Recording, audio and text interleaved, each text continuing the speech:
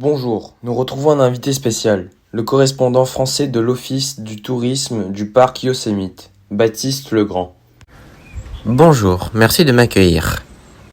Tout d'abord, quand est-ce que ce parc a-t-il été créé? Alors, il a été déclaré parc national en 1890. Et où se situe le parc Yosemite et quelle est sa superficie? Le parc national de Yosemite se trouve dans les montagnes de la Sierra Nevada, dans l'est de la Californie.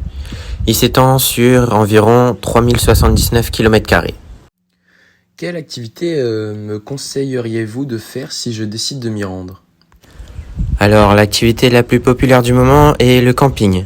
Mais vous pouvez aussi très bien aller en randonnée ou, comme le disait si bien David Thoreau, explorer la wilderness.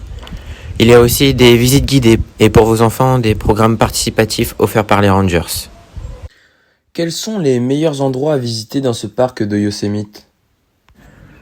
Alors, il y a d'abord le Glacier Point, qui est un point de vue sur la vallée du Yosemite, mais il y a aussi Hetch Hetchy, qui est un lieu caché pour un moment de détente. De plus, il y a une forêt de séquoias géants nommée Mariposa Grove.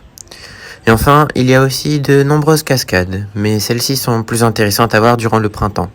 Sauf celle nommée Horsetail, qui est une cascade dite de feu, qui est reflétée par les rayons du soleil une fois par an. Y a-t-il des infrastructures à l'intérieur de ce parc? Bien sûr, il y a un hôtel où les visiteurs résident, des muséums d'histoire naturelle, mais aussi des musées d'art. Et plus étonnamment, un cimetière. Quels sont les meilleurs points de vue dans ce parc de Yosemite?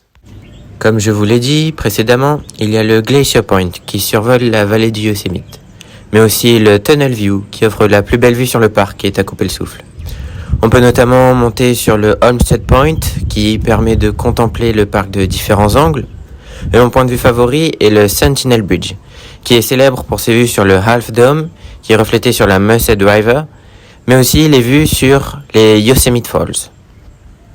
Et enfin, y a-t-il des espèces animales? Alors oui, la biodiversité du parc est très développée, car on peut compter notamment près de 90 espèces de mammifères et 262 d'oiseaux, de plus que quelque peu d'amphibiens et de reptiles.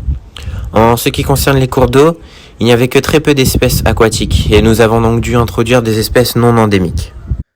Merci de nous avoir fait imaginer le parc de Yosemite et très belle journée à vous.